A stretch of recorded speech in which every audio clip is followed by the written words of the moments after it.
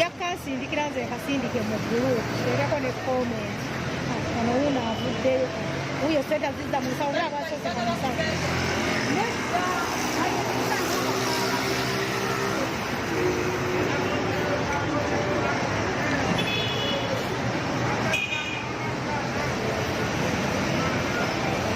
wuyo alinnya okwata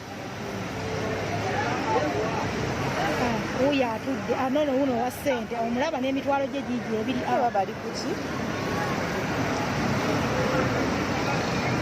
simanyi ke babala abayingiza abantu abawa ssente nedda baali balabika babadde babbulooka babawadde abantu balabika babbulooka baawaliba mmotoka babawadde emitwalo egyo z'emmotoka za poliisi lwaki zikola takisi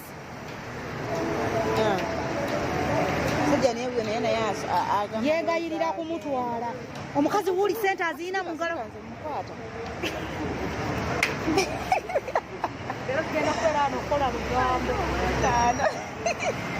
wuyo ayingira omulaba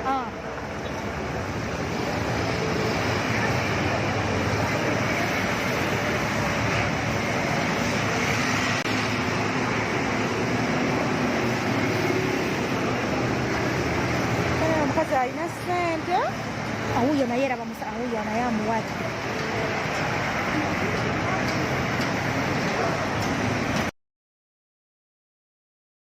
Barakatu mbabuze ko Uganda mwenna buli omu waali nkimanyi mwenna muli waka masinzo mwagaziza waka mukama wonna bwe tumusabira abeerawo lockdown yatukutte teregwa tugenda mu masinzo teregwa tugenda mu mizikiti bwana tubikolera waka so nkimanyi mwenna buli omu ali uwe mu ddiro lye era ng'essaawa nkimanyi mutwegesa amaaso abali ntala amayanja mbabuuzaako lukalu lwa East Africa bonna mbabuuzaako Uganda mbabuuzaako Bachali bange mwenna basaluni mbabuuzaako ababutale mwenna baganda bange mwenna mbabuuza bachali bange ababoda boda tati nkataga emanya pida ababoda boda era nga mbasa abachali bange nti mubere nga mugondera ebiragiro COVID-19 is real gyali mu ggwanga era nkitamula mu ggwanga mukyali naye nga bukiripi mutandise mu mulabya waggulu awo tubulabye poliisi byetandise okubange ekola abantu bakubwa emiggo ate vani bazifudde kuba ne batambuza mu bantu tubulabye ku ambulance badde zidduka emisinga bangi zitwala bulwadde ate bazitwalira mu matooke arafakidde mu bantu batwala bafutandise okuba nti bakola bwa taxi poliisi nayo yavudde n'enyigira mu kibuga kyekimu ng'eraga naye etandise kuba nti tambuza basaabaze so ebintu bingi biri mu ggwanga Uganda President Museveni avayo nayogera n'obeera nga wayogera ebigambo bingi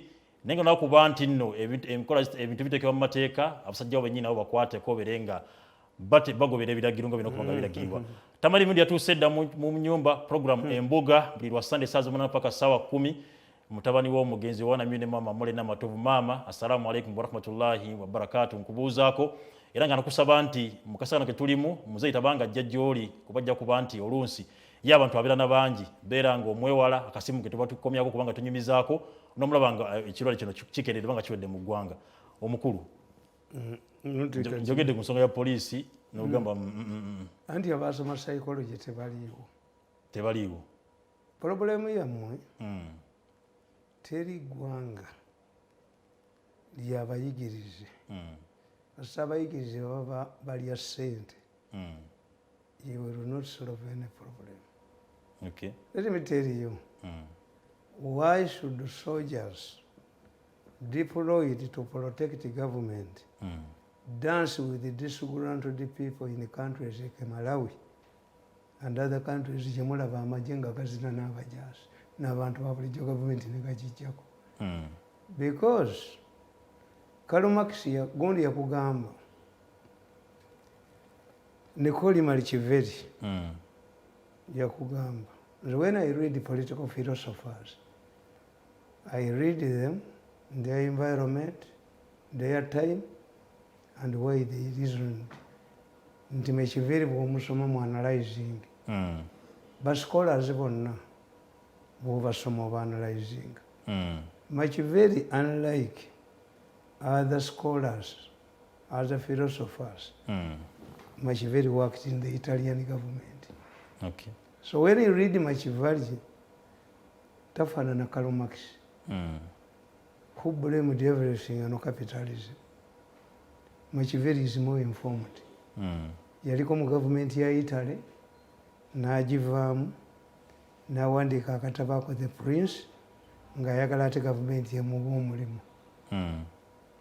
nawandika akatabo akati nze ba philosophers Machivery yakugamba if you want to subdue your population the police must be filled by foreigners.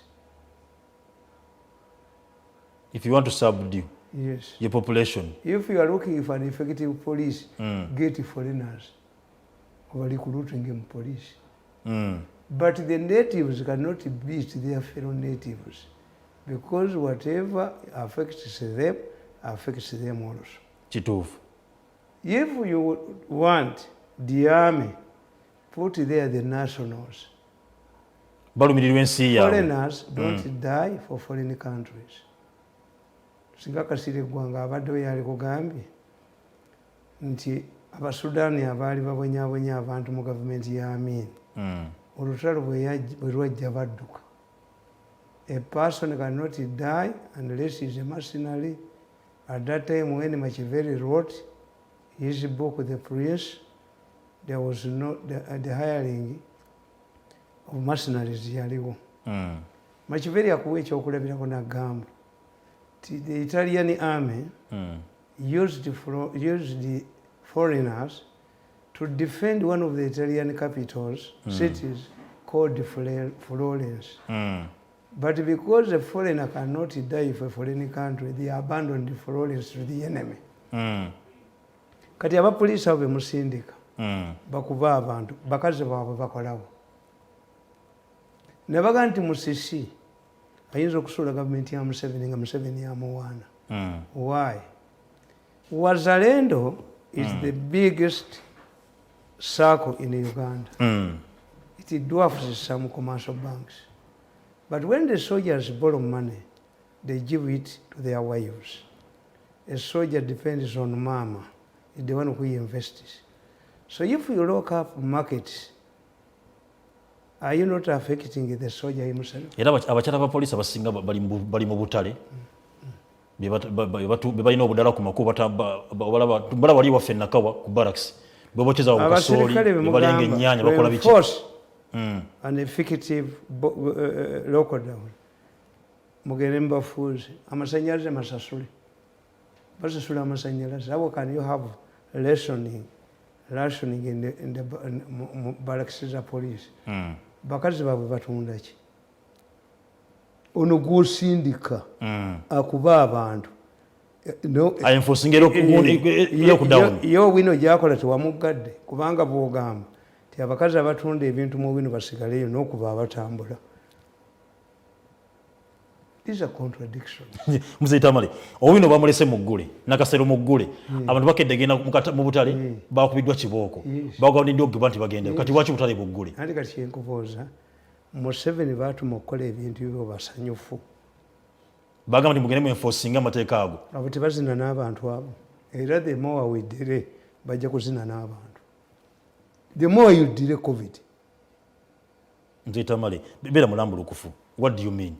The more you delay bajja kuzina n'abantu lyoluso era bali enguzi motoka zitambula kati eno yo total failure. Abantu emotoka zo ku makubo traffic akyali nnono nga weyabadde abantu bakoye obusuma. People are tired of obusuma. I'm telling you. Borders are working. President yakozesa nnyo Bible naye nasoma divinity. Bible etubuulira omwana eyajjanga n'akuba enduulu nti omusege gundya. Abantu bamudduukirira but when the omusege came tebadduukira baali bamukooye.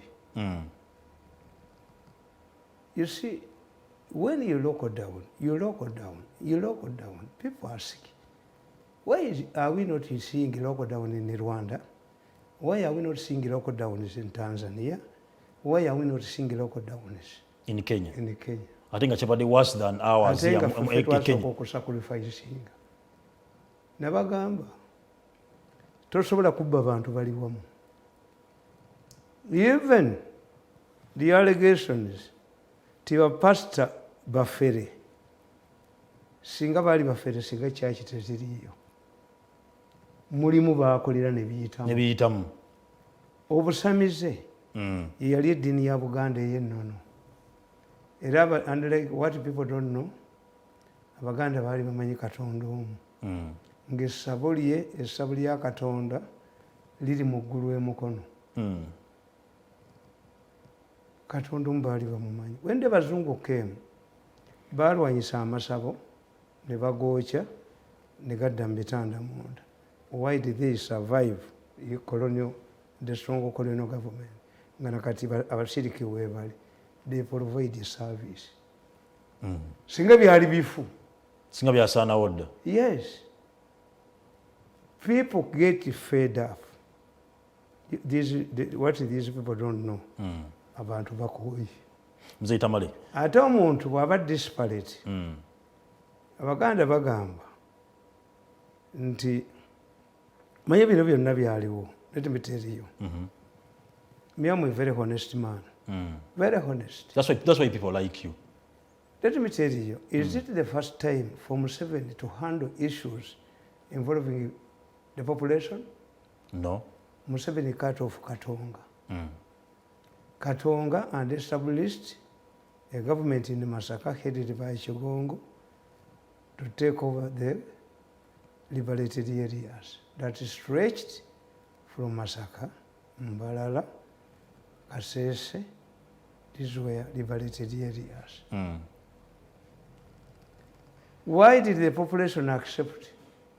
Provided essential commodities bakwata emmwanyi, Masaka Cooperative Union, Banyankole kweteerana, ne bazitwala e Rwanda, ne bagula essential commodities. Sendawula was the Minister of Finance in the Chigongo government. Era bwe yaleeta toilet paper, bamutuma Minister of Toilet Papers. At that time, these people did not see the importance of toilet papers. Covered for me lifestyles. Failure to access and the need are different. But because one, he gave hope to the population that the war was progressing, he established a training camp at Irwengo, and every time both in those liberated areas and people in Kampala saw it as a temporary sacrifice. Abana bayingidde, abana bajja. Had no problem. Museveni again, na tunulira northern Uganda, nga Konyalumba villages, natta abantu n'abakidnapping. Museveni established camps for the ordinary people. To isolate them from the rebels, to stop capturing them, babattako ne babafumba ne babasiba ne padlocks. Opposition ne baleeta suggestion. Northern Uganda should be put under UN observer. Nga kibategeeza Uganda ebeere under UN ng'emmotoka ezigenda za Red Cross. Museveni refused. He brought a UN representative, the former president of Mozambique. Why? He also brought combat helicopters. Sente baziba. Naye yaleeta abazire ne baziteekawo. Why? Yagamba nze nasibako ne president million tajja kuttako ne myezi 6. Yagamba the problem is mobility. We are moving on foot, neighbors are moving on foot. How would we take an age to solve this problem? Yaleta combat helicopters. Obote refused to bring combat helicopters in Ruwero. A suggestion was brought forward. He refused. Museveni defended the combat helicopters. Tebezikuba mu ba rebels, people scatter and the army can rescue these people. His strategy in northern Uganda worked. Kony was defeated. The people went back to their villages, and like the Ruwero people, they even went with their sheets. Nkitegedde. Your success here, Kumeka. Yakubiri eyo. Where Museveni has done things With the population. that involve large populations and succeed.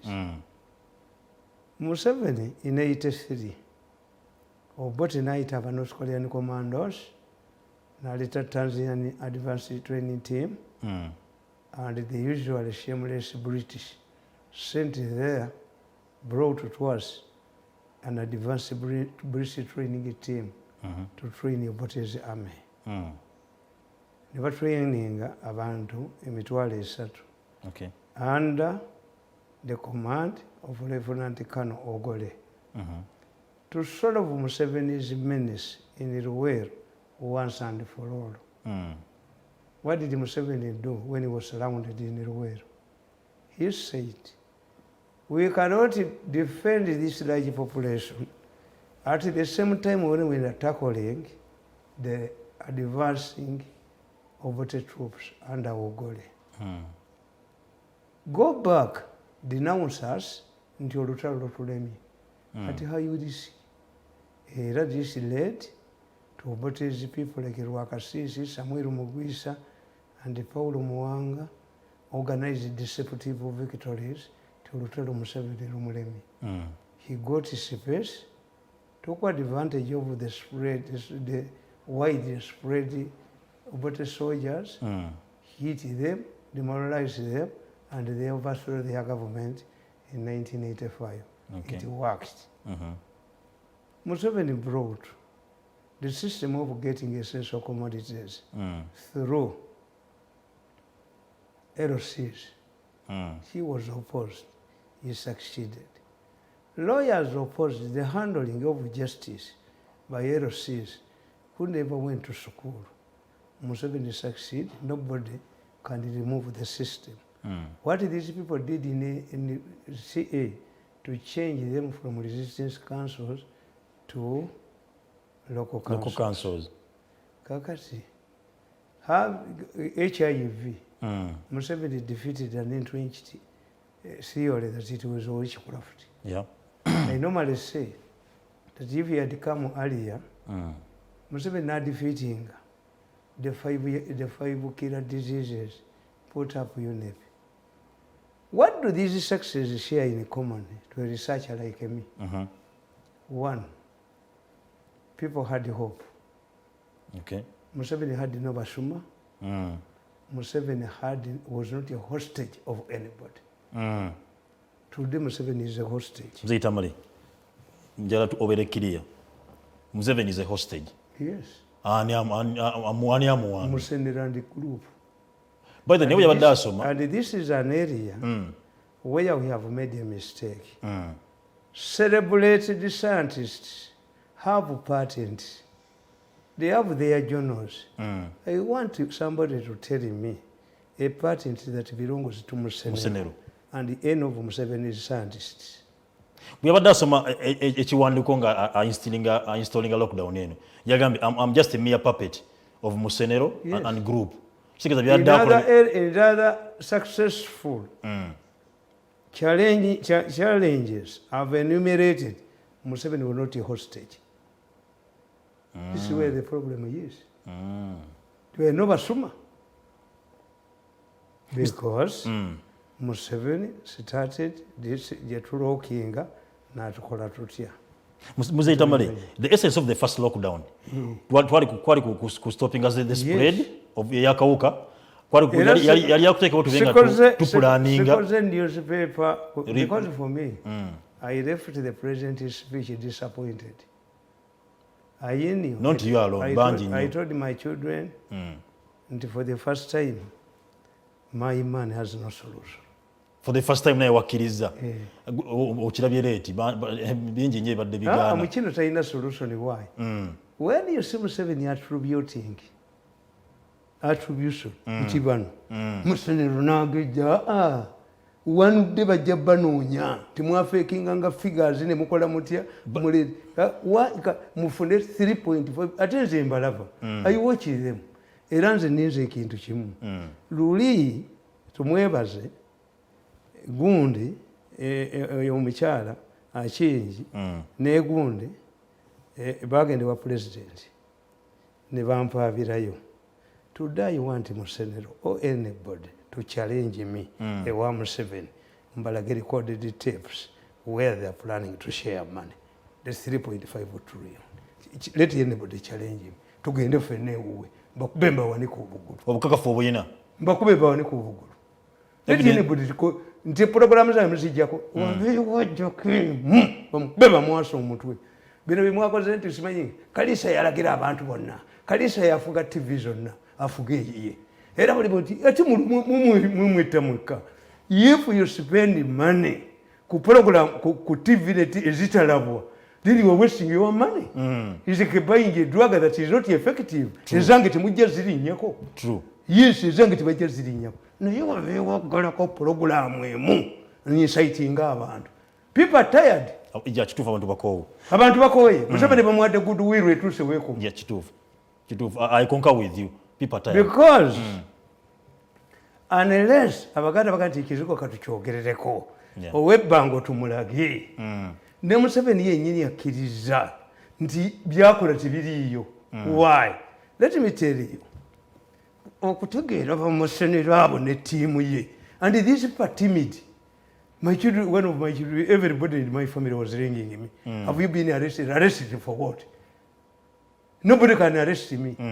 Kakati kambabuulize nti never medical doctors batukoze bubi. Yeah. Nakuba mwanje ne mujjawo. N'omusenero nja mmukuba. I'm telling you. Mr. Tamale. Kakati kankubuulire. Nti medical doctors balowooza nti musenero yavudde mu ggulu. Ali special. Ne bagamba nti omuntu yenna Museveni gw'awaana bamafiya mwe bayingira. Era nze am on record. Kati sikoze newspaper review. Yeah. Naye kankusomera akatabo kange. COVID mafias. Yeah. Ne bagamba nti bamafias balinga obugundi obuto. Obukimu obuto. My grandfather told me a story about a fierce fire that he guarded a forest. Then an old monkeys gathered to discuss their future if the whole forest was destroyed. Meanwhile, the baby monkeys on the other hand were shouting on top of their voices, praying to God for the red flames to approach so that they could play with it. They obviously couldn't realize the danger the fire posed. Their main interest was the attractiveness of the flames of the fire and the sound it was making while it destroyed the grass and shrubs. Nembagamba nti bano balinga bukima buto. Ekibira bwe kikwata omuliro bukima buto bwagala kulaba flames. Naye ng'enkima enkadde zitegedde. Whenever we get a calamity in Uganda, the mafia celebrate to take advantage of the climate. Baba bafunye wakulira. Baba bafunye wakulira. Ebefuse business. Yes, nabagamba. In many cases, mafias conducted themselves more like baby monkeys. Mafia look at challenges to the country in terms of monetary benefits and forget the dangers that may arise from calamities. Take the example of HIV, which hit Uganda in the 70s. Furthermore, Uganda hosted an international conference on refugees where almost $1 billion was raised, but not spared by the corrupt mafia. The numbers of refugees was inflated and the money was stolen. In the recent invasion of locusts in East Africa, and despite the destruction and the threat the locusts posed to the countries, the mafia looked at the invasion as an opportunity to steal money. Unlike mafia group, ojiraba, bobuli wambafuna. Yeah. Bobuli wambakola ki? Bafuna. Bafuna. Naye enzige tezatta bantu. Enzige could kill people after starvation nga ziridde biki? Nga ziridde bimere. Ba refugees bali tebatukwatako naye bayokya n'obuma bwa kasooli mu kisenyi bafune monopoly. Yeah. Era bwe byayaka omunyampi omusoga gwe baagoba nawandika akatabo the politics of the banyampi waliwo afuwana nakiwayiriza omulala the politics of the banyampi. Kakati naye nkugamba nti gundi nabagamba mukomparinga amawanga abiri. You see, if the president thinks that COVID is a disease, COVID cannot be. COVID is a disease that has political implications. And that's why, if we want to defeat COVID, you must apply both medical and political mobilization. If you use musenero, Without a political activist, you're finished. Akalolo kajja enkoko ku magi. Kalolo katono naye omuganda akuganda kajja enkoko ku magi n'edduka. Kituufu. Any country that looks at COVID-19 as a disease only is making a very big mistake. We would have the medical team inflated the scientists and the political scientists. Okay. COVID can only be defeated when you have both political activists, those who did the political economy and the political science, and the medics, because it has a political impact. It has a political impact. Okay. If you don't combine the two and you bring them seneros, owedde kutaka akalolo kajja kukuba enkoko ku magi. People cannot be posted back every time 14 days, 90 days, 60 days. When the problem is not solved. Wanganya okupoza question yange. Question yange eri eti. Lwaki essence ya lockdown eyokubiri eri luddawa? Eriwa. What is the essence of the lockdown? Anti nkubulya ne gamba. Nti lukwate China. Nababulya ne mbagamba. Nti Abachina bajja ku defeating akawuka kano by using their experience in politics and in fact tebatandikana Abachina tebatandikana na kulwanyisa kawuka kuba ne dokita yakazula baga bamuttirawo katandikira eri mu kibuga omuli industries zaabwe Wuhan. Abachina ne bakola ne sente empya within a very short time. Okay. Abachina balina discipline gye mutayinamu. Abachina tebayinza kukola kintu mwe banaalya sente. That's why the Chinese bw'oba batunuulira balina policy ya companies biri. Company ya government terya nguzi, company ya private erya enguzi. Era olunaku lumu president abafere bamutwala mu banka ng'ebbaluwa tebagitwala mu Exim Bank, bagitwala mu company erya enguzi yagibawandiisizaawo awo. Your Excellency, we need to go to no here. Nabagamba mu Luganda nti ono omusajja gwe mutadde wano banka eno esinza Uganda sente wano nikoliko gatwala agafere olala gamutwala mu nnyonyi n'agenda e Malaysia nga waliwo company fake eyagala okugula UCB nga Westmond Asia gagifudde Westmond Lands ye Kenya yagula UCB ne gamuteeka mu nnyonyi olala gamuteeka mu nnyonyi nga gagamba Tanzania eganye sukali mafuguli agenda okebera sukali nga we Brazil nagamba no yewo siyo gatudde gati. If you have such a type, etatena kuswaza mukulembeze, that's a dead type. Yeah. Kakati nkugamba nti China teyasooka nakozesa measures za gundi kuba it is alleged nti yakazula yennyini abakomunist bamugulaki wakazudde. Abamerika tebasooka nagamba Trump yagadde Chinese disease owa Italy naga Chinese movie bonga balowooza Abachina ne bakakwata ne bakasukira. Abachina within a very short time. In fact, I was talking to one of my programs in Embuga. Until the way Africans conducted themselves is laughable. Why? Kenya had stored masks. They sold them to China. Kenya. Ennyonyi za China zajja ne zitwala masks eziri e Kenya. Abamawuli abaaliviringa babakwata as they usually do, as if when you saw hearing somebody biba bivuddewo. Kakati nabaga nti China tekajja gigoya nnyo era tekagigoyezza. China tekagikasibuka because they used political activism and their medics. Experience nabagamba in 1848 the Chinese faced the Anglo-Chinese War, Opium War, which the British won, forced the vanquished Chinese to use opium. Nembagamba. When the defeated forces fled to Taiwan in 1947, successive governments in America poured billions of dollars to sustain Taiwan against China. After World War II, US President made a false prediction that if the Chinese moved to develop nuclear weapons, he said, all of them will go naked. They didn't. The Chinese proved him wrong. The development has, and China became a member of the Security Council after detonating the nuclear bomb.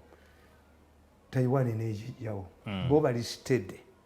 They have a mixture of capitalism and era neewunya bwe twagenda ne president e China batulambuza an automated factory ekola soda nembuuza what is the purpose nti China esobola okubeera nga yina unemployment ey'amaanyi ng'ate yina ne automation. It was a combination of the two. Nti bayina communism waabwe but they are moving at their speed.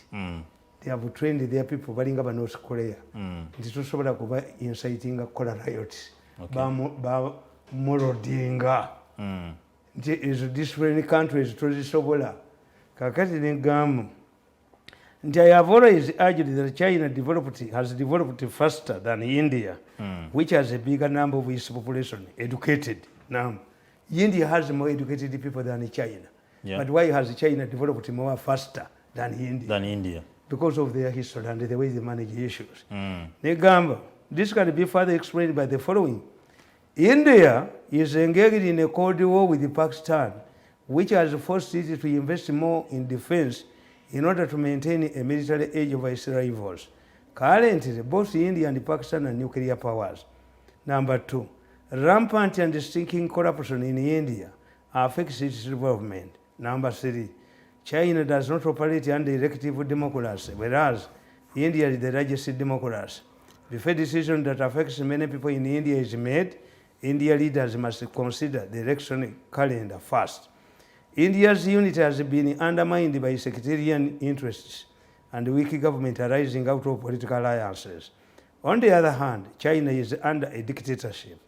Parliament in China with its 4,000 MPs is just a rubber stamp, yet the Indian parliament is vibrant. They declared even their president, life president, a king. China has managed to control riots and strikes that undermine the implementation of unpopular government policies, which at times are beneficial to the country's development. Given the above factors, China was able to handle the coronavirus simply and promptly. Its government was at liberty to implement unpopular measures like shutting down cities, isolating victims, and constructing isolation centers within a very short time. Both the leadership and the ordinary people in China looked at the epidemic as a danger to the economy, international standing, and status. In such situations, the state can throw whatever they have or do anything to preserve their state. However, many countries, Africa and Europe, thought coronavirus was a problem to China alone. Majority of these countries took time to employ tough measures to combat the virus. Unlike the examples I have outlined above, including HIV, refugees, and locusts, coronavirus attacked the economies which are the heart of government. Instead of looking at human death, governments had to concentrate more on perfecting the economy. More importantly, the Chinese defeated the virus without a cure. The Chinese used organizational methods which cannot be transferred to other countries affected by marking. As I pointed out earlier, China was prepared for such hard times. At one point, China closed its borders and its local industries could produce goods that were competitive on the international market. Another important factor is that being the second largest economy in the whole world, China's market for goods attracted traders. Kakati baba akatunuulira emirundi eki ebiri bagala kutta economy yaffe. We cannot accept this. 2, political standing. How can the Communist Party say that we have been defeated by akalolo? Kuba China bakimanyi tebayina maanyi, tebayina ki gasobola kusilencinga resistance for a long time. In which they provide the solution, quick solution. Kakati wano, Kasa President is called National Task Force. The first one. Eyakalolo okulutu, abantu batadde emmotoka goodwill, bano balowooza nti enzige. Sort it down. Tibiriiwo. Mu lockdown yasooka twayigiramu ki? Tewali kye twayigiramu, anti baziyita nzige. Kakati katuzzeeyo. Kakati ate tugenda kubeera ddala bubi. Omanyi lwaki? Nedda. There are 3 factors. Okay. simanyi abo bye basoma. I don't know whether. I normally do talk to my children. I have lawyers, I have doctors, I have psychologists, ngono ajawano, never agriculturists. And unlike my father, nze nsobola okwogera n'abantu I face challenges. I listen to them. Except I'm a very tough man. Okay. I was having a fierce meeting with them. Nti waliwo agenda okuwasa, but I'm sticking myself to only 20 people. And I will send there a person to counter the 20 before you go there. Kubanga bagambye nti mmwe bajja balimba nti poliisi ebakkiriza naki nga banoonya nze. Nti Mirundi defied Museveni orders. There must be 20 people and I must, before you go, my intelligence will find out wali bebakwese walala. That's Mirundi. Naye bwe mbatunulira bonna, a person who never did the political science and logic and the propaganda is dangerous. How? I'm telling you. Kuba kakati bo bano because Museveni sijja mu district asingako, he admitted. And when you see Museveni humbling himself, you know, he is running away from responsibility. I'm just a mere puppet. When you see Museveni humbling himself,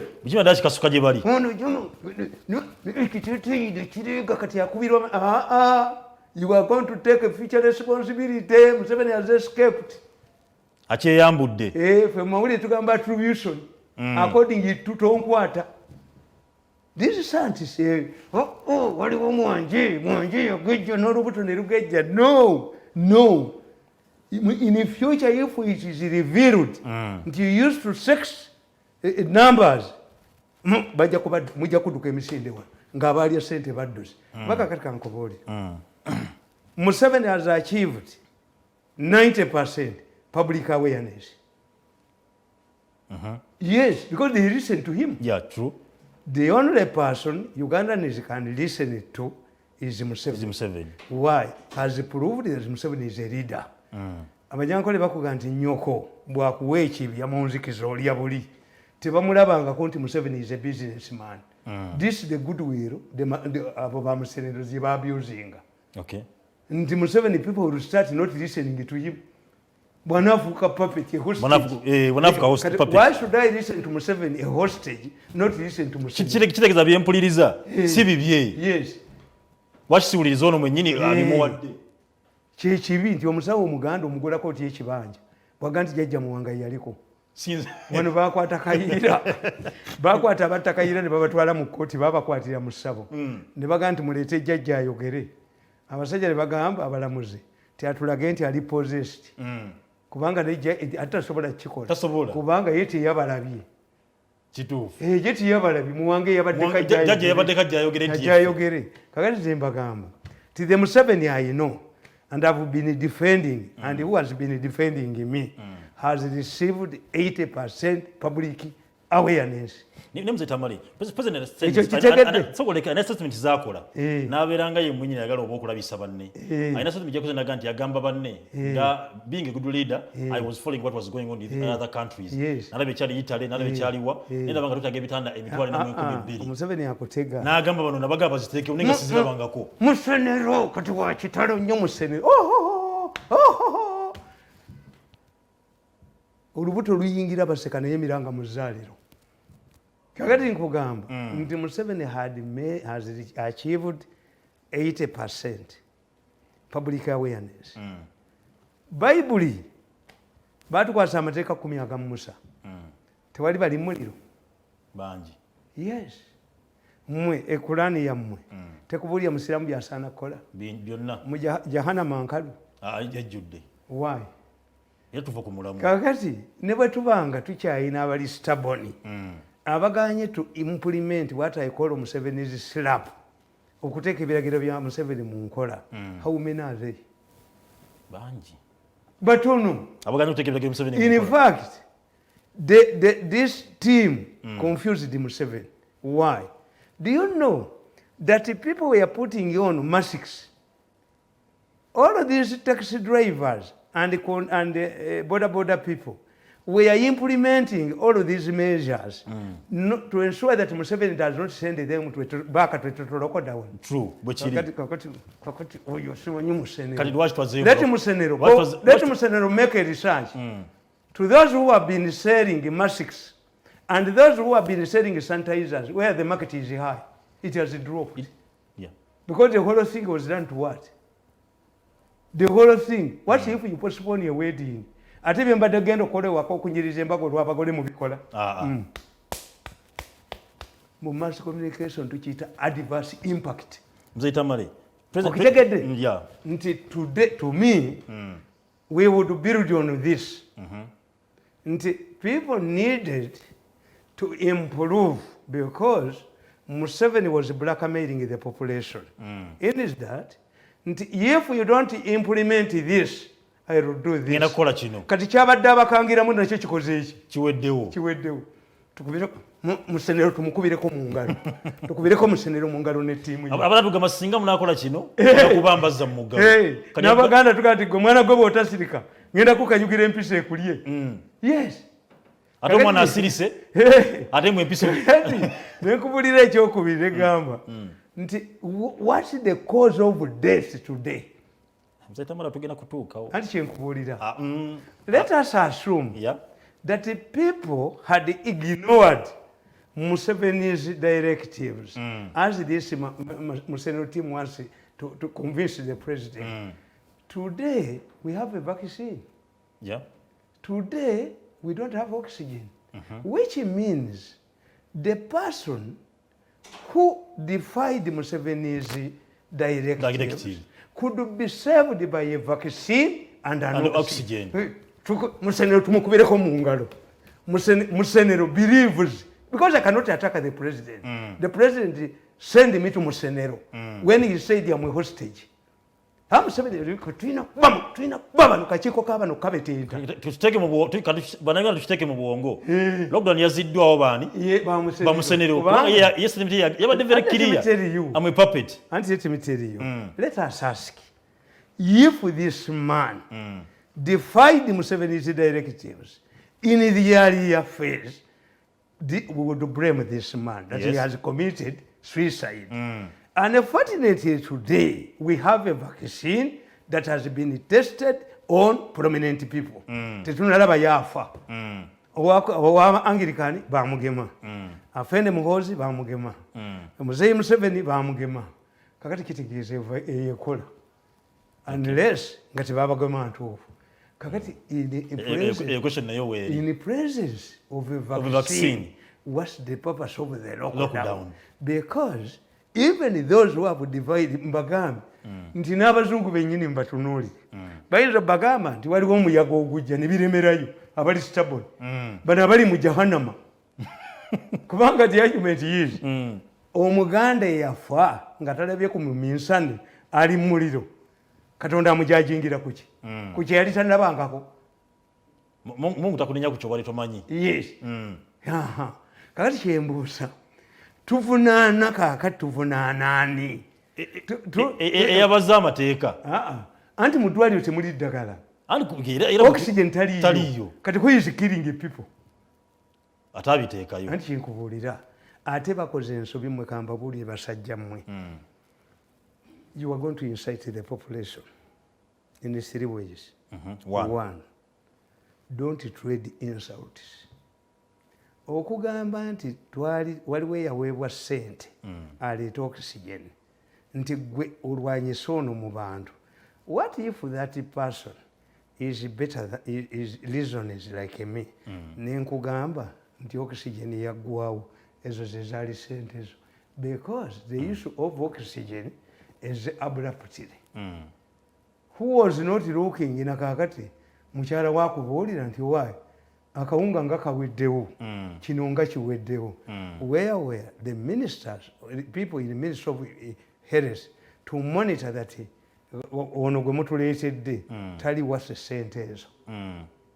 Why do I receive in the store things that are not equivalent to the amount of my money? Ekitegeeza whoever talks in government about a company that was given, allegedly given oxygen nti yetuviiriddeko is stupid ne kumbaga batugala yogera kati oba osirikira eddala ulira ati nkubuulira nti trading accusations will not help because mugenda kwevuma mwogere nti omusajja akubye mukazi we omusajja n'amugamba omukazi n'agamba bba oli muli w'abafu ekyalo kiwuliriza naye ntubuuza ate ani abadde abafumba yes if the woman accuses the husband of cannibalism then she has also implicated herself nange mwendi anti ani abalira ku muliraano era gwe wafumba kakati you people my son has told me just be following nti a senior minister official in health said nti those people a company that was given money to bring oxygen did not do it. But I'm not responsible. You were stupid. Why? You did not alert the public. What if this person who brought oxygen tells you, what sent you when narrator? Yes, tugeze wedding. Mukakati munywa soda abasiramu. Naye bakristians banyumbwenge. Lwaki okkiriza n'ogamba nti sebo kuleetiza bbiya wagula nkaaga. Naye omuntu yaleeta kuleetyaga olwo olutalo luli ku mwenge. Mwero kyabatamivu batugamba mugundi mu psychology ne politics nti a devil will always defend himself in the Bible. Tikasogamba omusajja omutamivu nti onyo omwenge galavono Yesu yakukola ku mbaga y'ekaana ate n'akola mu kanyu ogwayombya kawasa n'omutegesi w'embaga nti amateeka g'embaga gagamba osooka kuleeta mukaka kati gwate gumuka gusembezayo nga n'abagenyi bagenzi kakati kyegamba nti when you are trading insults when you are running away from blame abantu bo babategeera ti ne kampuni gye mugamba allegedly temwagiwa okuleeta oxygen yo yaani yo yaani gwayogera oli waani it ends up in your home you are inciting the population against yourselves because it does not help you like this woman who says you were cannibal and the public will say yes the man will fire back yes I don't deny but who cooks the meat number one ogambiza esatu yes ekyokusatu when before the president addressed the nation I was at Chibule's place ewuwe former minister Chibule mwagala nnyo people were going to incite him to do whatever you were young. Chibule you were younger man. Museveni tasulangako bantu be. Okay. Naye coach ayinza okugandika soko tuleko ku bench. Yes. Era akutestinga. Since for 8 years babadde bamwenyabonyeza nnyo ku nti bakole kino. But for me manyi ti one day alitegeera nti omusajja osi mubi. Okay. Ankoledde nnyo one day. Kubanga evidence comes out. Kakati nkugamba. To the second point, I was watching the president. Before the president came, amawulire agaasoosa abantu babadde bagalindiridde. Mwabaddemu eddagala eribbe. Bwe kiri. Enansa naawo. How could the two? Why was the public first informed by nation television, eri behind somebody mu first family, ne Kalisa naye alina first family gyalimu, group gyalimu, kakati njagala ombuulire. What was the purpose? What did this nation television want to achieve? And Museveni did not address the use of stolen drugs. No, teyakikonya. Naye babadde bamugamba nti ebyo byagenda okwogera byonna talini ttaki n'eddagala bali mu bbako. Bali balaga bunafu bwe. Yes. Nti eddagala balikola ki? Bali mu bbako. Gwe walabyeyo follow-up story? No. Walabyeko gwe bakutenga aliyize? You arrest those national people. Obabuuze, where do you get this story? If a person, an innocent, an ordinary woman in Nansana can be found with a stock of drugs, worth 1 billion. Yes. Kakati obeddaga libbibwa buli kaseera oyo yabadde apulipeeringa ki? Ono yaleese eddagala balirage nga poliisi bwe yakutte eddagala eribbe nga Museveni agenda okwogera. That was intended. In broad daylight. To undermine Museveni's speech. Nti oyo tabalimba. Byogera tebiriyo. Eddagala bano balibbye. Eddagala balimutwalako. Era in fact president bali mu briefings nayogera ku ddagala eribbi naga nti I've seen somewhere but I'm investigating if anybody is involved in stealing drugs nenkya ne babayolerawo awo bana bamukubye ejjooba anti nkubuulidde nti bantu bamanyi mass communication kituufu government temanyi that's why they fear me nti me nasoma logic nasoma propaganda nasoma political science okay ne political economy nti fete tuli abo atamanyi omukazi oyo ali out of touch abakola mu Kampala ennyama bajeewola lwaggulo engege ne bazeewola olweggulo ennyanya ne bazeewola olweggulo abamu baleka n'akatogo bakafumbye yes balekako ebijanjaalo president yagambye buga nti enkya temukola ne bajja bataasa emmere ne bakubwa emigo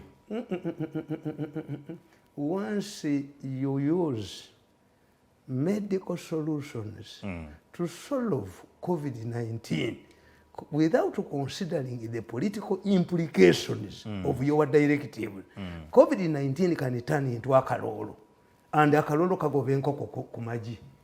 Kakati kankubuuza bwe bagenda mu Europe after nga COVID yamaze okubagoya, did they elect the Italian Prime Minister? Eyakazanyira COVID became a ruling on the performance of government. Yatwala Trump. Bwekiri. COVID yakutwala. Because it has an impact, an adverse impact on society. It has an adverse impact. Kakati kankubuuza. Oxygen gumwogerako kakati. Waliwo oxygas. Kakati kumanya abasajja bazibu. Ate oxygen bamuguze Kenya. Kenya yeetakolangako naffe byetukola. Bakuleetera embeera in a crisis. The cannibals came up. If we wanted to see the cannibals, 3 cops. Kasaka cannibals bagasuulidde cops. Ne gagula eddagala oxygen yemulaga. Ne ga cannibals agali embale ne gagamba ours has cracked. Era nako iyi ensi muzannyira ku yaani. Mzee Tamale. Kyembuuza. Did you know that in Mbale there was an oxygen factory? Bakitegeddeko kasaba alabye nga ensi bagikankanye bamusenero bakankanye ebyo bimanyi mu trade union. In the trade unions, if you want to force the government to react to your demands, what you do, mujitega. I was explaining this morning. Nti a Muganda man, if a woman wants to blackmail a Muganda man, anoba ku Christmas, onalwefumbira. This is when a Muganda woman has the powers to era ndabagayina bagamba nti abo singa muyina ba scientists ne sex styles mwali zikyusiza kubaga kati ava mu nnyindo na mukamwa abamisoni bagiyita missionary style. Missionary style bazungu be bagireeta wano. The ordinary Muganda was not using that sex style. Bazungu be bagireeta nti a couple must face each other.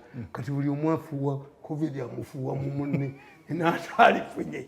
Singa muyina good scientist abasoma psychology bamusenero kasa Museveni amwogerako nga Nakalema n'agejjanga ekiteeteeyi nga tekikyamutuuka.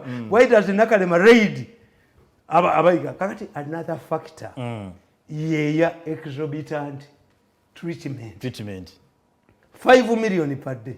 Tugenda kujja waawo beera Quest TV tova tugenda tudda n'ensonga endala nyingi Mzee Tamale twale mu mbozi waliwo ensonga etambula era nga bangi message muzinfindikira nzira mungamba nti Mzee Tamale mutugambire nti mbutuufu abantu badesa kubanga malali mtu agenda mu ddwaliro bamuwamba bwambi kati buli agendayo wa accident wa musujja afuka COVID kitegeeza namba bazinflatinga kikibagoberera okubandi baba omuntu buli enamba zibe nnyingi nnyo wakiba kyaga ekyo kibakikola Mzee Tamale kubatubulira waawo era ndabye nga nakyakikonyeeko kati mulemu katutudde leero I'm extremely happy kubanga ensonga kindaze nti bantu mwenna muli ku TV mulaba programu yaffe messages nyingi nnyo waneeno sona kubanga nzisoma naye mbebaza buli abuza message mutuufu tugifunye Mzee Tamale kansoke maizeyo kano buli message tuzifunye zonna era ebibuuzo buli omu kyakonyeeko ngendo kwa nti Mzee Tamale byagenda kugenda nagenda kuba abaddamu abasinga Mzee Tamale issue yaabwe weeri yakuba nti no numbers ziri inflated obulwadde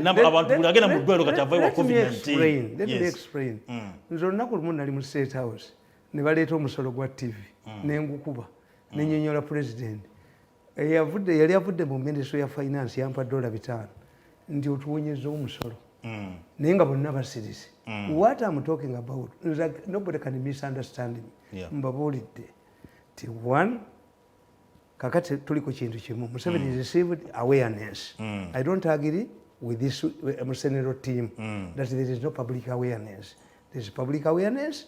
Mwalimba abantu masikisi bazeegulidde nabaga nti a person cannot value something useless ekiri free. Mubalimba emmere tebannagibasabako era mugenda kugireeta mubbe musome ne mubalimba amata g'abaana temwagaleeta. You cannot deceive an organized group twice. Kakati tudde nkubuulira nti what is happening because their excuses are narrowing. If oxygen is lacking, is it a responsibility of a man like me who has taken the precautions? No. Kubanga these are not effective 100%. Even a condom is not effective 100%. Ne president yavudde n'ayogera n'agamba nti okugema 300%. Who is responsible for lack of oxygen? Madam Musenero. Because if this man did not listen to Museveni, or by the time he listened to Museveni, had already got it, kubamba gamba ti omwana okumala okufuna olubuto n'agaana okutambula n'abalenzi ate balwongerako nti lemera ku feeza esooka. Kakati who is responsible for oxygen? And will you solve the problem of oxygen by extending days? Or you can even reduce the 42 days if you provide oxygen tomorrow. You alleviate the suffering because you are locking up people, but unless nabaga nti ente ezirwadde kalusu bw'ozirookinga mu kiraalo ekimu tezifa kyoba oziwonyezaako. Kakati Museveni's argument is saying bannange amwe hostage amalwaliro tegalina oxygen. Amalwaliro treatment ya miliyoni meka? Milioni 5-10 per day. Who has that money? Did Museveni address this? Yabadde hostage already. Naye bajja muddusa emisiri. Mwe ba professionals abalimba ensi publicly. Kakati nkugamba, is it our responsibility as abiding citizens to provide oxygen in hospitals? If we look at the budget, both government provided and the money raised by the National Task Force, would we be having shortages of oxygen? We have a company called Oxygas. Did you put their demands in Oxygas? But we oxygen Failure to do this means you created an artificial shortage of oxygen. You are nawandika akatabo kange the surgeon, the cannibal surgeon atta n'abatali bato nti ono Musenero agamba muteeka abantu ku bunkenke mulange emirambo mingi nnyo. Museveni atye asoma figures. The figures are there from God. No. Let me tell you the figures you were talking about. Can Musenero and her team of scientists in inverted commas, because I said unless I get a patent from Musenero, I value people according to the books they have written, textbooks. Ugundupe book 1, ugundupe book 2, ugundupe book 3, ugundupe book 4. I want to say Ugandan scientist who has a patent. That's why university professors go on strike. How can a university professor go on strike? We just say university said patent. How many professors in Europe who have taken advantage of COVID to set patents? Unless I get the CV and the profile of Museveni scientists, I have a question mark on the scientists. Kakati nkugamba nti the second point. When I want to get an explanation from Musenero's team that has held the president hostage. When COVID-19 struck, did all of the diseases disappear? No. Let the group that is holding President Museveni hostage give us a breakdown. Nti COVID bwe yajja basukali tebakyafa. COVID bwe yajja abomusujja malaria tebakyafa. COVID bwe yajja abasiriki abaluga abantu baggalawo n'abatemu tebakyakola. Mr. Tamale, abasawo after this countdown, we shall know the actual number of those. But me, what I know is that even people, relatives of dead people, are given money to claim that their dead died out of COVID to get access because a COVID corpus comes with the money. Mr. Tamale, waliwo ebitambula mu ggwanga nga abantu bafa obulwadde bulala nebafuna nti ba COVID. Lwakikolebwa? Numbers are inflated. Anti nkugambye baali baaga nabaga nti look, I know how mafias behave. Before they announced the numbers escalated. We had distribution of COVID, these masks. Yeah. We are ready. Somebody knew because these are the batulayo. Ekyokubiri nti media yaabwe bagirina. Media yaabwe bagirina. They started announcing gundi afudde to justify. Ekyokusatu nti COVID corpus buli baatugamba be bamweziikira. Be bamwe cemetery ziriwa mu babaziika. Give us the cemeteries. Fortunately, omukozi ono achenji mwali achenji tulagirire wali cemeteries zaba nedayana mwalimu tetugenda sema producer nga nakakilipo ako wali kakilipo katambula ku mutima basese batutese emirambo bagitadde walala nga tegiriyo singaba n'ekyo kitambula mu ggwanga andi kugambye to these people how come that the upsurge in death corresponds with the release of 3.5 trillion borrowed from IMF. Unlike the president, me cannot be held hostage by a group of people. President yabadde ayogera yagambye nti yalabye ennamba zibamuwadde ez'abantu abalwadde naye n'agamba n'abala bangi gye bali tebagenze mu malwaliro gye bali waka Tamale abannaku z'abantu bati anti Museveni himself admitted nti byakoze byonna tebiriiyo ye mwenyini ye yewaddeko ebigezo yeekuba baba ono omukazi n'azina ne banne ne bazina bamwanise nkugambye nsobola okuliproducinga ku social media yange nga mbalaga omusajja yazze ne fayiro mu Serena where they have decided to share money budget ya Museveni nga bagiyina let anybody attack me, let anybody tamper with my project mbakubemba maleyadi saawolemeza omusajja ku gundi yange ngaga nti you bagged my house namubaginze eggulu so I know but even if is Museveni nganze Museveni nga baleese figures ezo n'alikidde but Museveni bamwekizamini nze nga waali ne bamuwa zero bano bade bamukongoza bugere amasimu ne gavuga akyogedde lockdown yagitaddewo kati banoonya bizimbe me am not denying that it is there. But COVID will coexist with this, with COVID. Museveni has done a lot of work for public awareness. And everybody is now had known. Buli omu. Mr. Tamale, wayogedde ku nsonga ya prices ziri high. Is it dual? President yavudde nayogera ku nsonga. Abantu basaba milioni 10, abantu basaba milioni 5. Mbonokole embwe eyigengo, embwe esobola kuyigengo. Ezo zabaki. Agamale go watch kutega kuonibwako. I sympathize with Museveni. We have a liberalized economy. These people are stocking a gas wap. Katika nkubuuza. If you go to oxygen gas, tell your demands. They are there. Teri basajja balina oxygen mayumba gaabo. Nawulidde amemengwa. Mbu oxygen ayaka n'omuliro. Oxygen bw'omweteekako. You are admitting that people stockpiling oxygen. N'emitwe egyemwe singa temwasoma temwaliwumbye emindi ku byalo. What would you be doing in your villages if you did not go to school? Have you raided those people? What has prompted abantu bayokebwa amafuta ga petrol nga Museveni tanajja holding gakyayo ky'abantu?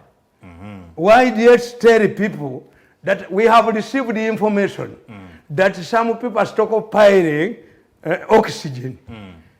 Mzee Tamale, balita abantu ne bamwe bateekako ewaka. Mr. Tamale, isho neyokuba nti n'abantu emirambo lukutatalinga yabadde kasese emirimu gibulizibwawo yemu kukisobola kujja bakana gyolugambe organ trade nti yamu abagira mu bitundu by'omu nti organ trade ate organ trade nagirwanyisa bwomu yemu kwetambula olaba but mwebaze gonde balaga ewa kaliisa gwe babba ate naddayo nze ndiddayo nyamwipiiki yayabu no reverse gear mu pulogulaamu yange tulangiramu kubamba amanyi obujozi bwamu nze siringa bano ba family ezimu mumaze okusiba yiga omukomera afiiriddeyo mukiwandaze ku mukolo singa bane badduka. This man died in prison. Why? Mbwagambye nti akawuka tekaliiyo yali Katonda. Scientists will come out and say ne bamuteekako ekkanisa ye bagigale enkye gundi mumwagala nnyo amabogo ewaffe muli nnyangayo nga nfiiridde omwana nge ne mujja mwogera emmotoka ne bazooja. Olaba bwe baavaawo Kivumbi bamugobye ku mulimu. Kivumbi bamugoba ku mulimu nti yaleese etoilet gundi siiti ya $7,000,000 otajjeno nti yagundi ne mumugoba n'afa. We are mourning a hard working mubyogere wange tubajjeyo muli nnyangayo mwogerengayo ekintu anti amumadi muli nnyangayo basajja mmwe ne mwogera ne mugamba abaana bange nti Mirundi has been a hard working man. A statement from Museveni only. State House teri kujogerako. Government eyogerwako baba ekyalo ne babattirayo. Kubanza I'm not a hypocrite. You have been switching off my program one after the other. I've defeated Embuga nti tujja benyondo nkwasa omutwe layiro like an envelope. Kakati nkugamba nti unless we open up we need a counter to Musevero's team of doctors. Two, if there are a series of robberies on the village, how would the villagers react? The villagers would react by buying strong padlocks. The villagers would like by mounting roadblocks. If the figures are alarming, how come that this committee is not recommending improvement of in the protection of medical doctors? Musenero. Mr. Tamale, what instance in the government? If people are not dying in the villages, people are dying in hospitals. Yes. Whom would we protect first?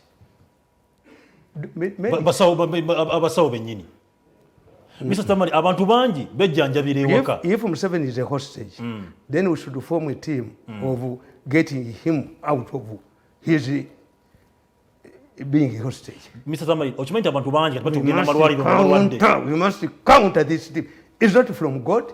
These are not the most experienced medical doctors we have. Some of them have profiles which are laughable, so they cannot hold the country at ransom. Mr. Tamale, the question is, okimanyi abantu kati batugenda malwaliro nga balwadde kubanga bagabulira agenda afa bufu. Anti kyenkubulira kiri kimu. Nakugambye nti a surgeon who is a cannibal, you cannot tell n'omusava amulya naye nga teyalifudde. Two, mbagambye nti singa tulina ba researchers would tell us nti you see if somebody is already on strong drugs like HIV, if you inject him with another strong drug, tafa. Musenero, answer this. Musenero, answer this. You are so powerful, you have held the president hostage. You tell us the scientific explanation. Oba temuliiwo kubanga batukola bubi. Beeyita ba scientists nga tebaliiwo. Kakati, why don't we rely on information from highly developed countries? Yeah. What happened? Because those countries, in the first place, they integrated it. Yeah. Naye baategeera nti ekitutisizza abantu abangi kiki. Nti abantu bazze Harris baali baginigirekitinga dda mu Europe nga bali ku mizinga bali ku ki. The moment they realized titwetaaga ventilators, twetaaga oxygen mungi, twagala space y'ebitanda nnene, twagala ki, basolvinga Yesu. The moment you identify a problem, you provide the answer quickly. Yes. Hey, why have we failed to provide the answers? Nabadde enjogera ne Hajati Kawoya. Those are revolutionary people benjagala. Yagambye nti accessories bagema ne babamala. Omanyi omuntu ali traveled ayina information y'amaanyi. The second one, nanga nti Rwanda bayina ekyuma kya ssaawa 6. 6 hours nga bakutuuliriza wali. Ne bategeera obiina oba toyina. Ekyawa nekyammeka. Baatugana National Task Force yaguze ebyuma ku borders zonna. President n'abaga nti abange nti bazzukulu bange abagenda mu bamalaaya mu basajja baabwe emmotoka nti twaguze bad black $6,000,000 ayogerera $6,000,000.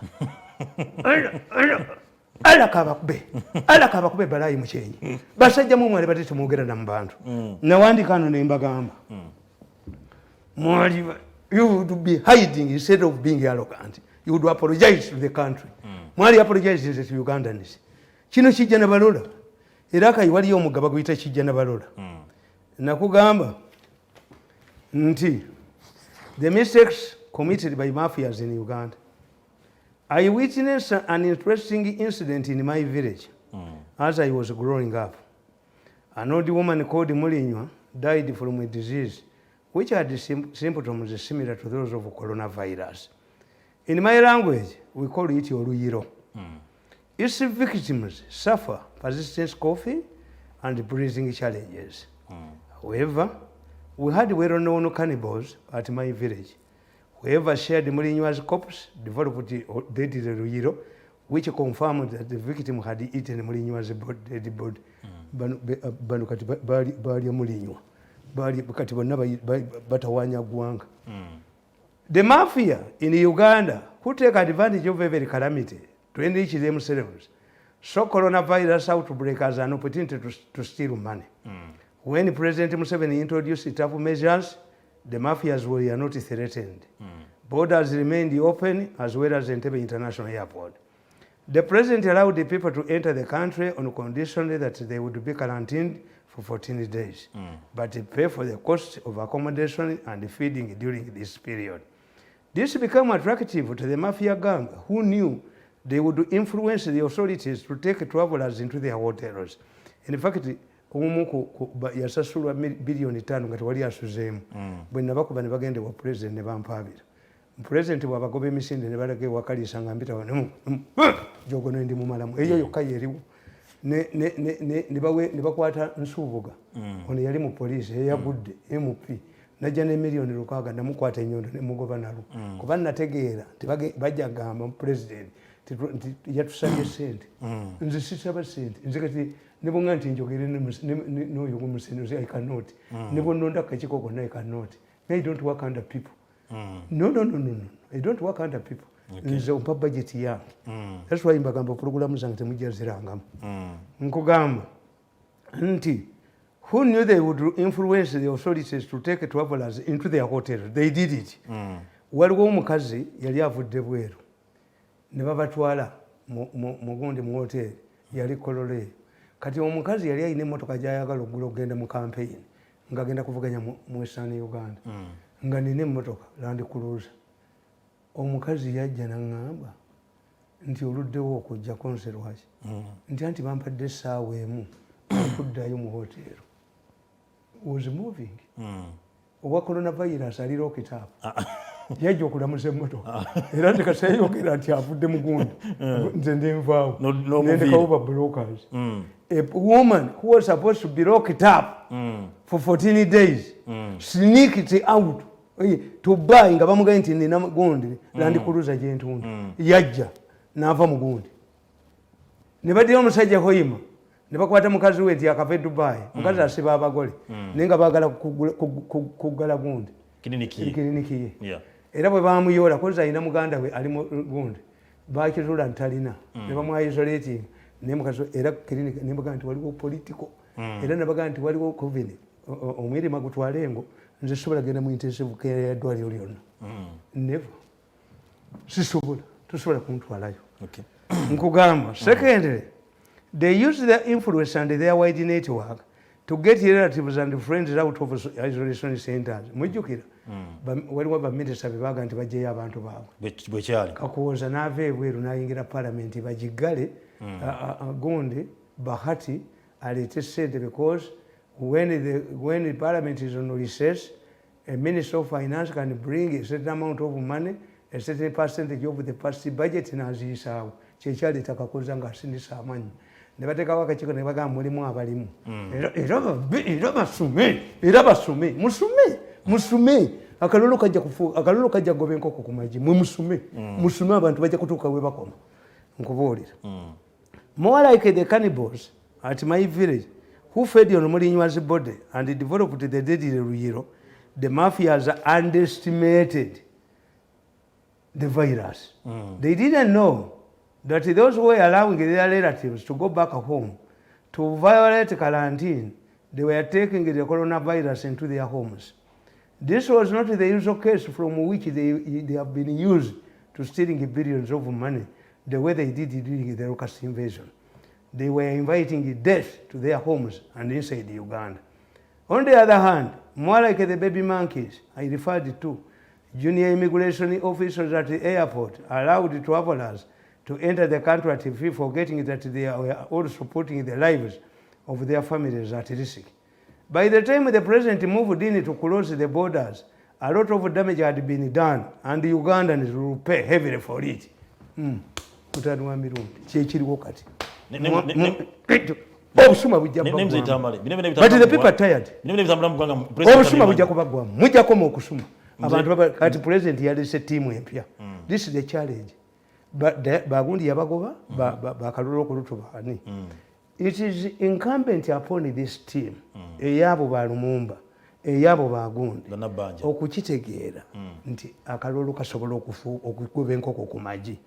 You will not tell the Ugandans every time nga batuulira amawanga amalala tebiriiyo.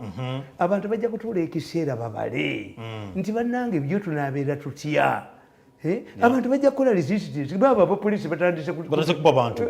Bakuba abantu ate babateeka mu motoka zaabwe. Bwe kiri babatikka. Who is going to implement this? Ate mukole ensobi. Muteekemu wa local defense omu. Ajja batula omuntu essasi n'atali musiraamu. Bamuteeke mu jeneza bayingire ekibuga.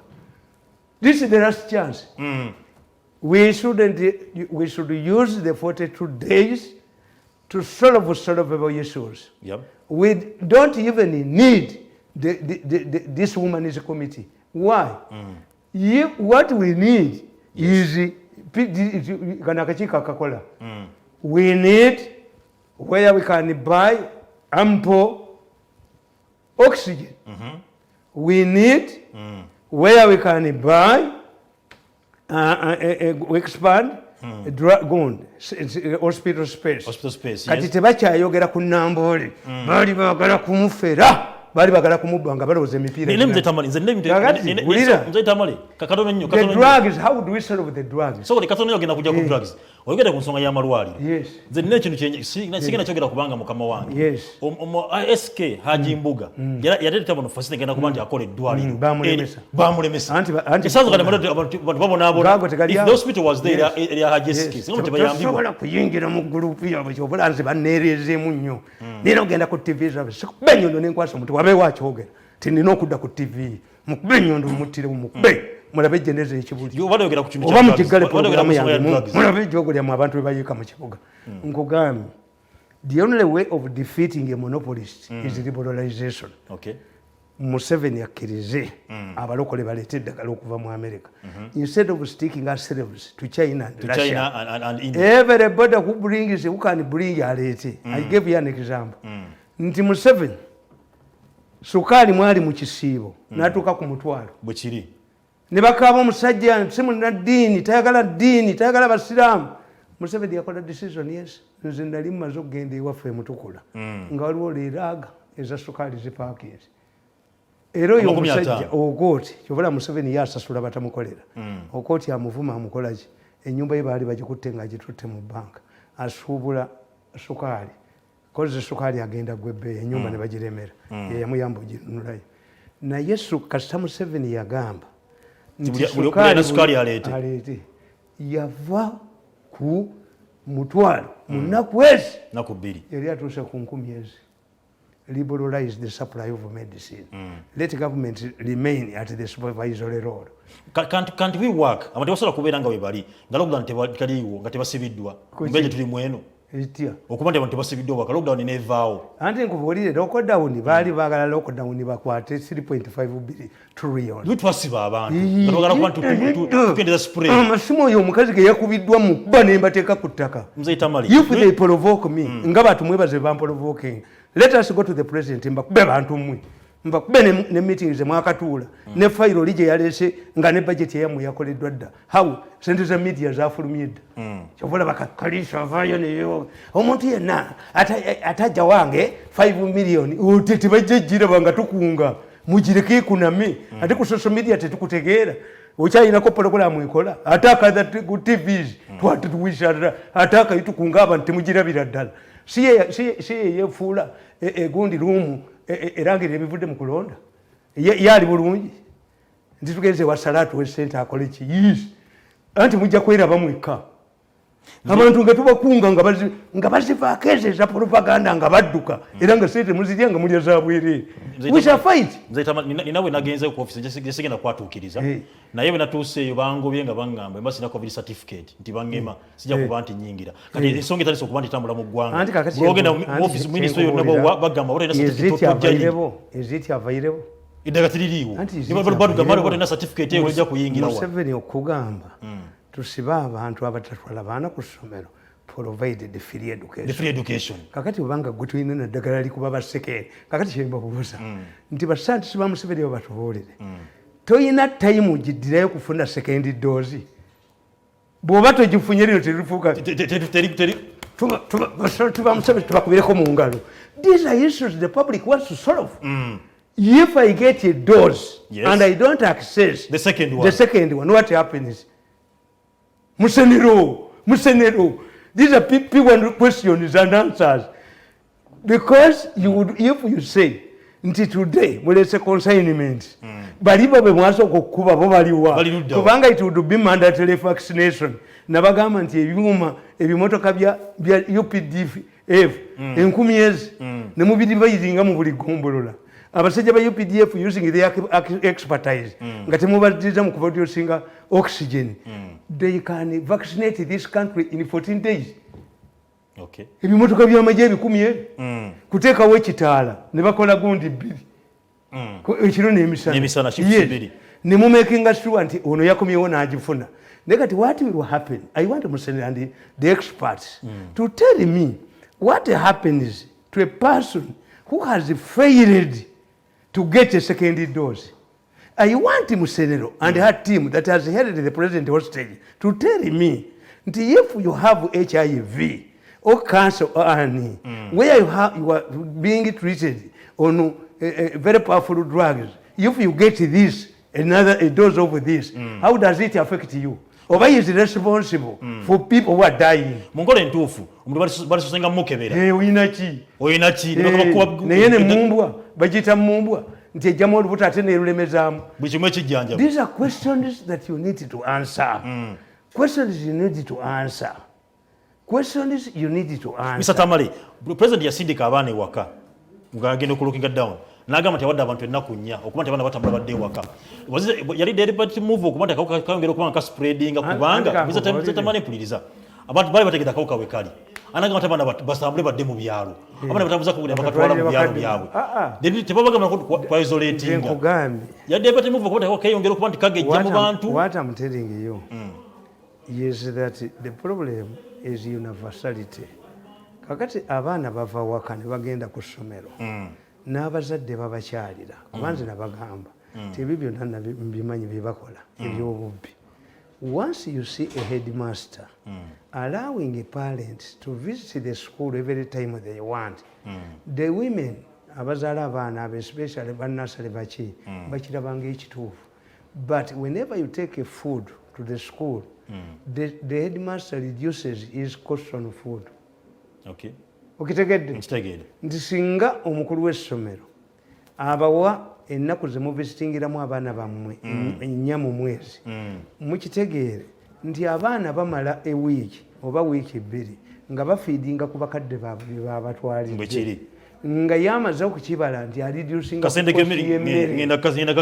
kakati where you have such a people osanga ye Museveni abaana we bagendera baali tebalina but because these people want to reduce Nemze Tamale nedda abaana batuuka inayise kiraba ngegulu wane kugambye bagenda okibira abaana batu abazadde bagenda ne balaba abaana inigulu onole basanga abaana bavudde ku masomero nga bali 147 nga balwadde kubanga bano bagamba nti abaana babakweka why did they die?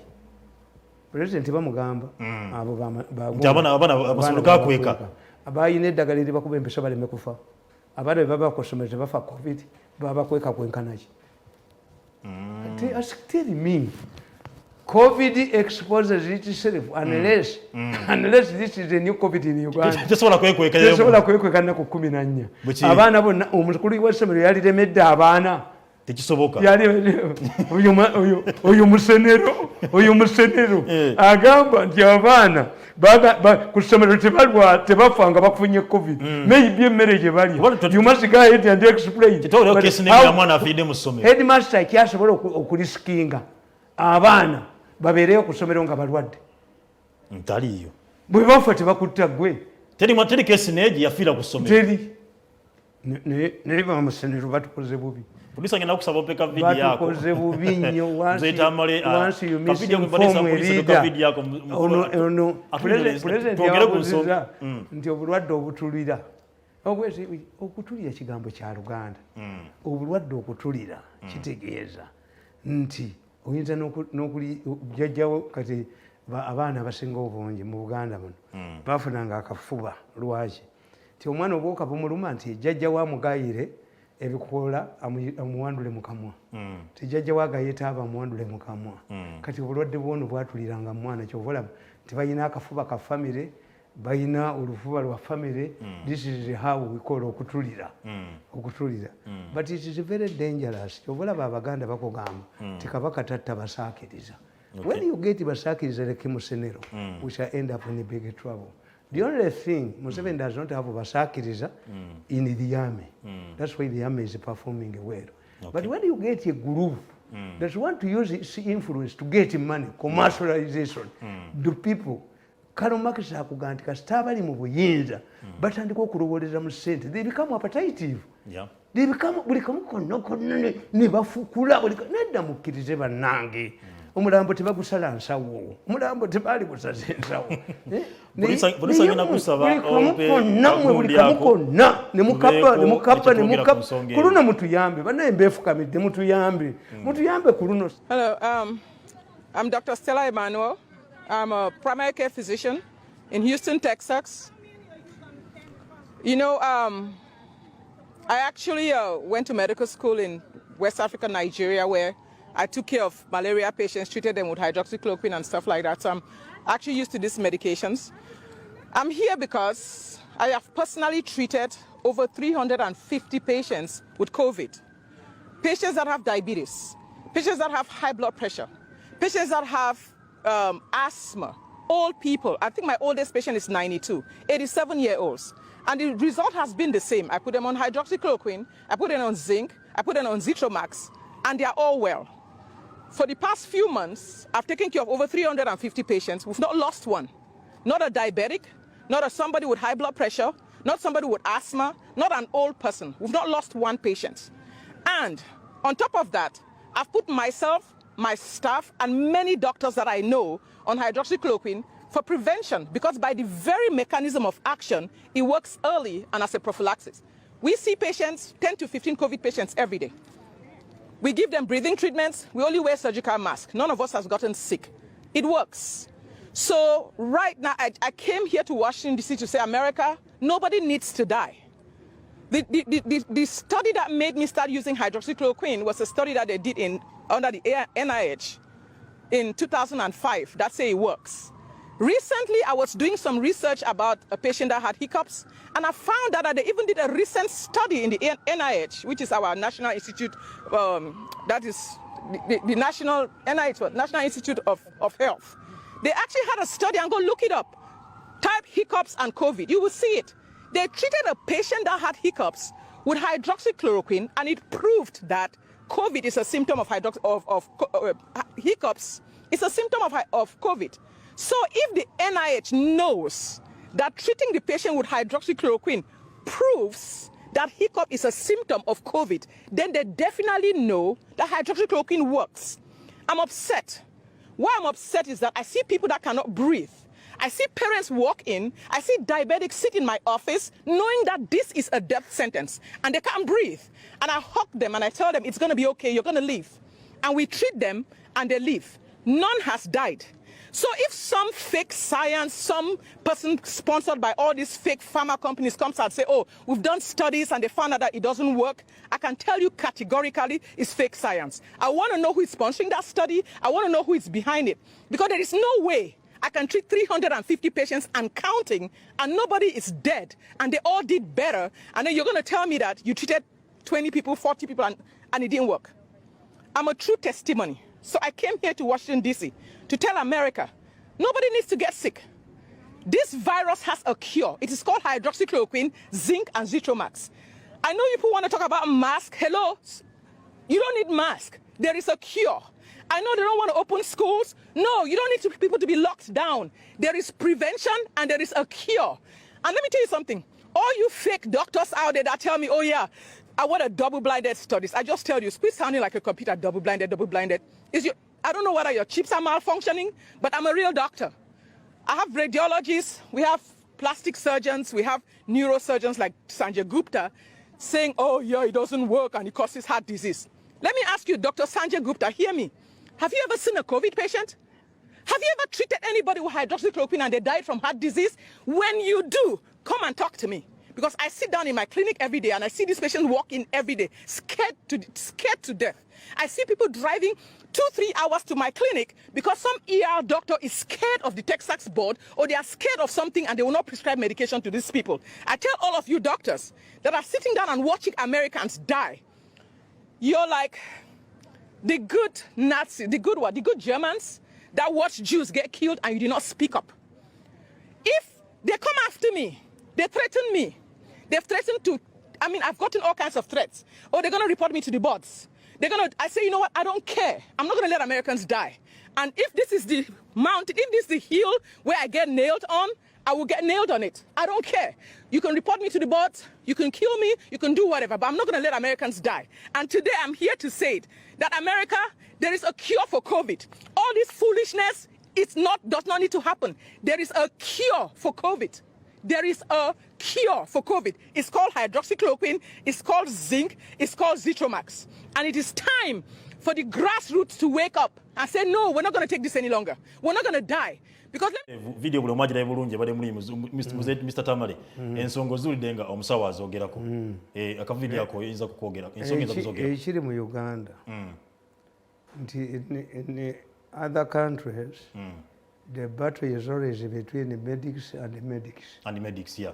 The battle is always between the political scientists and the political scientists. That's why I tell you, in many cases, I don't respond.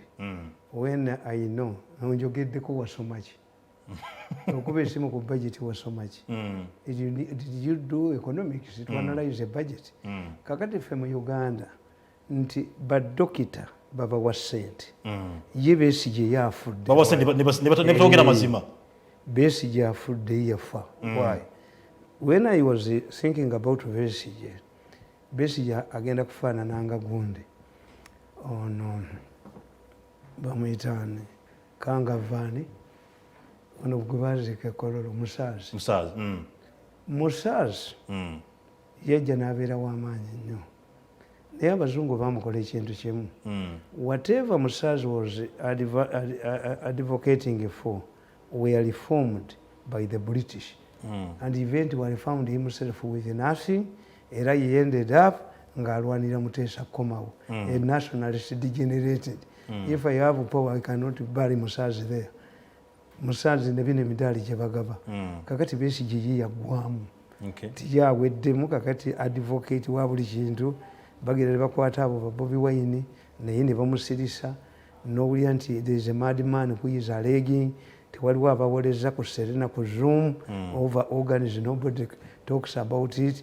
Amawulire bagawa ssente kakati ate abazungu ye tebayinza muvuma. I was giving an example in the morning. Twalina Professor Sally. Professor Sally yagaa nti siriimu talina ddagala naye n'abagamba siriimu afaanana ne Scave. Scave yali vitamin yakwatanga bavubi balunyanja abaali wanga ku mmeri n'abazungu ne bamuzuula n'abagamba nti nkoze eddagala lyange gundi Mariandumu Maria. They were not challenging her academic credentials, his academic credentials. Naye baamuwakanya. Ne wajja omusajja omulala Ssebabi n'abaga nti I can determine omuntu ayina HIV mu musaayi gwe tegwe tewasoma bwa dokita. Oli bamuganya Professor ne Ssebabi bamuganya kuba balina okulya ssente kirina okubeerawo. Kaakati tulina wano bamuyita Professor Sally, Dokita Sally nze yankolera eddagala eriwonya obutwa mugundi mtambula nazo empeke mu bisiiriiza. I've survived with poison 5 times. Akola eddagala asinga litwala mu Nigeria. Ayina kampuni yaawo naye is not listened to. Aba Nigeria abaasoma ennyo bamukkiriza. Kakati tuyina bahabalists. Amalagala agasinga obungi abachina be bawaana bahabs. Kakati bano abaana this morning oyo gundi abadde ankubira essimu mutabani wa Lukwago. Ne mugamba nti sente z'okozesa ku bukedde buli kaseera ng'olanga ku bukedde ewange ogirayo ki? Kyate bukedde kati yatwefuulidde kubanga pulezidenti yatuyise bahabalisti kakati bano baagala ddi tunyaga kuli everybody comes to me. Kati waliwo omulamuzi yasibye baganda be Kiryandongo nga basibira ki bakanya ttaka ba relatives. He's using his influence has put people mugundi nabagaye nti you bring me evidence. Kakati omulamuzi is misusing naye baloya babaliddeko sente muddukira wani nze njagala abaavu. You think nti ndi Jesus? Boba bamala obba baloya yakibba nga kasola bekikuba essimu nekigikuba ffe gwe twasikaza mukomambuzi temunsikazangako nasikaza mmange na famire yange. Naye kakati this is where you go nti the debate towulirayo wa Doctor Association nga defendinga nti my doctors have died. Oyo wa Doctor Association yawakanya bakyuba mujja mu ggwanga. Kati yasirika bamukuba ekiso n'asirise engalabi egisirisa. Bano abasomesa pulezidenti yabagamba nti mwe abasomesa olwo nga bamukubye era bamulimbye mu mawulire gaabwe. Abasomesa yabawa biliyoni aga ne basooka babawaako biliyoni 11. Biliyoni 11 ne baleeta omukazi empapula ne miliyoni 3 ali ne muwala we ekitali. Owulira agitation mu Teachers Union? Owulira agitation? No. Bafiri. Aba Teachers Union bafere, aba Doctors Association bafere. Because a person of the Doctors Association will be concerned by his members. How are we protecting our members? If we, in Kenya, when you look at research in Kenya, medics died. Yeah. Why is it that medics in Uganda are not dying? Most of this data is fake. Mr. Tamale, before we get mu lockdown, upside okufa kuno kubali kutono deliberate kubadde deliberate andi Museveni yagenda nti bwentunulira gundi kati katulabe atajja kugulawo ng'ate results ziri waggulu kubanga buli omu kakati abadde ayambala yagigyeko bwe kiri. Kati if you circumcise men how do you expect them to buy condoms? Ekibadde kibaguza condoms kiweddewo. You have circumcised men, then the demand for condoms is going to be below. These people have been buying masks, have been improving the border, but Museveni kubateka mu lockdown. Kakati ani agiine waka ojja kulaba abaana abadde bazitunda nga bavuddewo tukiyita open indicators kati bagenda kujja muzeeyi zaabwerere. I will not be surprised to hear proposal to Museveni again to buy for the public masks akasiko yakawadde kabenga kateeketeeke naye nze mbagambye nti abantu batuuka bwe bakola ki bakuma. Omukulu w'essomero omu yafiirwa embuzi abaana ne balya embuzi wiiki namba. Omukulu w'essomero y'omu ente ze ne zifa n'aliisa abaana ennyama y'ente wiiki namba. Omusomesa y'omu abaana be embizi ze ne zifa n'aliisa abaana embizi wiiki namba. Enkoko ze ne zifa n'aliisa abaana bwe yafiirwa omukazi we baayokya essomero. Buli kifo ewaka buli kifo ewaka kituliisa. This is simple. It's very simple. We can even reduce the 42. What is needed? Yes. What is needed is the new government. Is this new government headed by Gundi or Muchala to find a solution? The new cabinet for oxygen. To find a solution on how we can get drugs for Adinge. As long as you go to Parliament and you mend the Health Act and you put in tough measures. Anybody who subjects a Ugandan to fake drugs is liable for 10 years. No fine. HB ndi Museveni bwana agendayo nga bamusaba ssente ate kati bere 15,000 kakati ate oba nankabiro bwe yagenze muzeeyi baagalayo kali bamukuba obugulu ne babuwanika kusabanga ssente Museveni ate What's the difference between a married woman and a prostitute? Ono wasende If wawe. Museveni campaign is for you, nemukwata ne kadi yenali ataba watya sente. Okwisoba obanga muisa bills. Hey, ataba watya sente. Kiri Uganda. Kakati atyayo mu parliament bajja musaba sente. Ekyokubiri kiri fundamental. Nabagambye nti government is insisting on supplying the drugs itself. Yes. Why? I'm a political scientist. I know politics. If the government concedes that it cannot deliver services, fundamental services to the people, that government institutions cannot handle crises, then it has abdicated its responsibilities. Okay. Tesobola kikola. Naye bweba tesobola kikola, abantu bayo bakitegeere ntuli mu kaloolo. Kajja kufuuka kajja goba enkoko ku magi. Bano abapya bategeere nti this must be the last time to play around with COVID. Find the means of coexisting with COVID. Encourage the Museveni's public rating ebadde high nga bati okudda mu lockdown. Yes. People have been punishing others. Bwogenda tugaza gwe. Bwe toyina gundi ogenda tugaza. Awanyamaga toyingira mu kale kafika kabadde mwasi. Ekyo tiimu eya Holodinze president hostage yakijjeewo. Museveni has to go back again to tell the people that he even need ate mu makaaga mu ate bajagala nkugambye nti babadde bagirabanga passport nti okubeera gundi ku implementing SOPs we are doing it on addition to protect themselves to ensure that Museveni does not send them to a lockdown. Enough of COVID, Mr. Tamale. Kujja kutandikira ku Lwokubiri inshallah. Ekyo kiri kiriya nti bw'oba osoma mascom tuyina kye tuyita gundi adverse impact unexpected results ozibalozi weeyinga nti why has it that people have been even punishing those who don't somebody naga bw'oba toze